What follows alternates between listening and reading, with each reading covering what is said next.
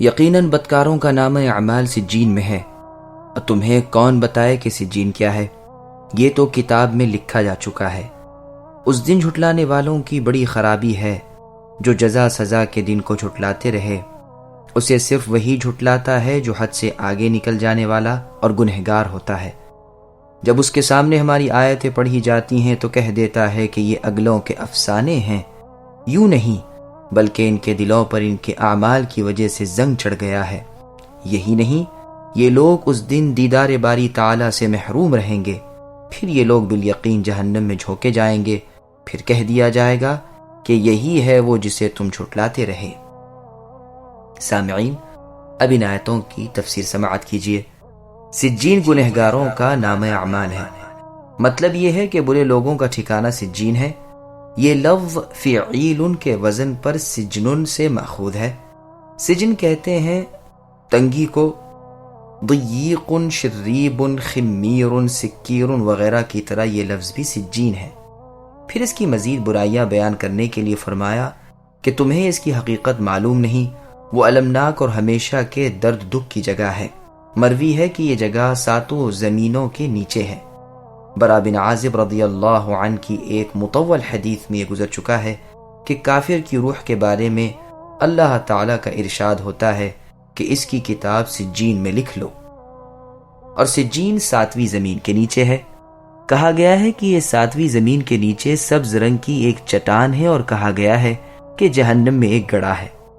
ابن جریر کی ایک غریب منکر اور غیر صحیح حدیث میں ہے کہ فلق جہنم کا ایک منہ بند کردہ کنواں ہے اور سجین کھلے منہ والا گڑھا ہے۔ صحیح بات یہ ہے کہ اس کے معنی ہے تنگ جگہ، جیل خانے کے نیچے کی مخلوق میں تنگی ہے اور اوپر کی مخلوق میں کشادگی۔ آسمانوں میں ہر اوپر والا آسمان نیچے والے آسمان سے کشادہ ہے، اور زمینوں میں ہر نیچے کی زمین اوپر کی زمین سے تنگ ہے، یہاں تک کہ بالکل نیچے کی تہ بہت تنگ ہے۔ اور سب سے زیادہ تنگ جگہ 7ویں زمین کا وسطی مرکز ہے، یعنی درمیانہ، چونکہ کافروں کے لوٹنے کی جگہ جہنم ہے اور وہ سب سے نیچے ہے۔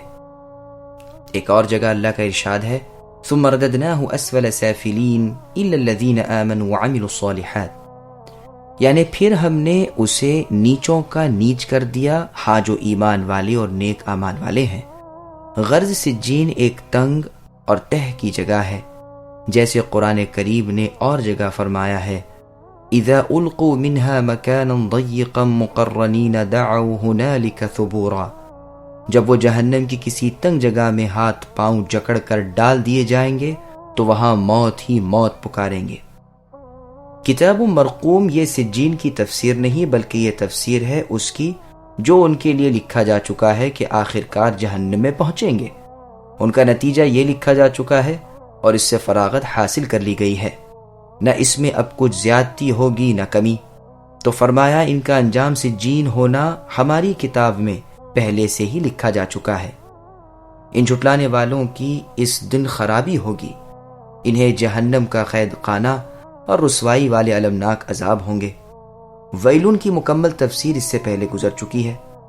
خلاصہ مطلب یہ ہے کہ ان کی ہلاکی، بربادی اور خرابی ہے، جیسے کہا جاتا ہے ویل لفلان، یعنی فلاں شخص کے لیے خرابی اور بربادی ہو۔ مسند احمد اور سنن کی حدیث میں ہے ویل ہے اس شخص کے لیے جو کوئی جھوٹی بات کہہ کر لوگوں کو ہنسانا چاہے، اسے ویل ہے، اسے ویل ہے۔ پھر ان جھٹلانے والے بدکار کافروں کی مزید تشریح کی اور فرمایا یہ وہ لوگ ہیں جو روز جزا کو نہیں مانتے، اسے خلاف عقل کہہ کر اس کے واقع ہونے کو محال جانتے ہیں۔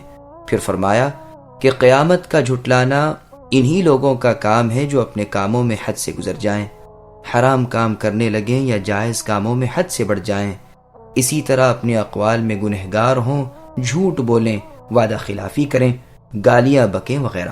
یہ وہ لوگ ہیں کہ ہماری آیتوں کو سن کر انہیں جھٹلاتے ہیں، بدگمانی کرتے ہیں اور کہہ گزرتے ہیں کہ پہلی کتابوں سے جمع جھتہ کر لی ہے۔ جیسے اور جگہ فرمایا وَإِذَا قِيلَ لَهُم مَاذَا أَنزَلَ رَبُّكُمْ قَالُوا أَسَاطِيرُ الْأَوَّلِينَ، کہ جب انہیں کہا جاتا ہے کہ تمہارے رب نے کیا کچھ نازل فرمایا تو کہتے ہیں اگلوں کے افسانے ہیں۔ اور جگہ ہے اللہ نے فرمایا وقالوا اساطیر الاولین اکتتبها فہی تملی علیہ بکرۃ واصیلا، یعنی یہ کہتے ہیں کہ اگلوں کے قصے ہیں جو انہیں یعنی نبی صلی اللہ علیہ وسلم کو صبح شام لکھوائے جا رہے ہیں۔ اللہ تعالیٰ انہیں جواب میں فرماتے ہیں کہ واقعہ ان کے قول اور ان کے خیال کے مطابق نہیں، بلکہ دراصل یہ قرآن اللہ کا کلام ہے، اللہ کی وحی ہے جو اللہ نے اپنے بندے محمد صلی اللہ علیہ وسلم پر نازل کی ہے۔ ہاں، ان کے دلوں پر ان کے بد اعمال نے پردے ڈال دیے ہیں، گناہوں اور خطاؤں کی کثرت نے ان کے دلوں کو زنگ آلودہ کر دیا ہے۔ کافروں کے دلوں پر رین ہوتا ہے یعنی زنگ، اور نیک کار لوگوں کے دلوں پر غیم ہوتا ہے۔ ترمذی، نسائی، ابن ماجہ وغیرہ میں ہے کہ رسول اللہ صلی اللہ علیہ وسلم فرماتے ہیں کہ بندہ جب گناہ کرتا ہے تو اس کے دل پر ایک سیاہ یعنی کالے رنگ کا نقطہ ہو جاتا ہے، اگر توبہ کر لیتا ہے تو اس کی صفائی ہو جاتی ہے، اور اگر گناہ کرتا ہے تو وہ سیاہی پھیلتی جاتی ہے۔ اسی کا بیان کلا بل رانا اللہ کے فرمان میں ہے۔ نسائی کے الفاظ میں کچھ اختلاف بھی ہے، مسند احمد میں بھی یہ حدیث ہے۔ حسن بصری رحمۃ اللہ علیہ وغیرہ کا فرمان ہے کہ گناہوں پر گناہ کرنے سے دل اندھا ہو جاتا ہے اور پھر مر جاتا ہے۔ پھر فرمایا کہ یہ لوگ ان عذابوں میں مبتلا ہو کر اللہ تعالیٰ کے دیدار سے بھی محروم اور محجوب یعنی پردے میں رکھے جائیں گے۔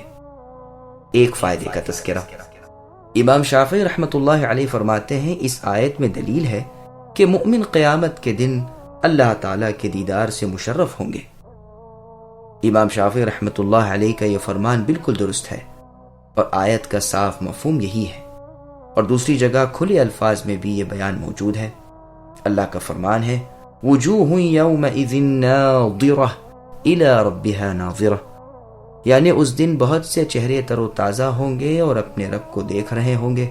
صحیح اور متواتر حدیثوں سے بھی یہ ثابت ہے کہ ایماندار قیامت والے دن اپنے رب عز و جل کو اپنی آنکھوں سے قیامت کے میدان میں اور جنت کے نفیس باغیچوں میں دیکھیں گے۔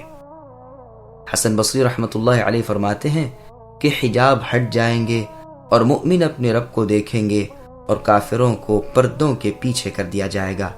البتہ مؤمن ہر صبح و شام پروردگار عالم کا دیدار حاصل کریں گے یا اسی جیسا اور کلام ہے۔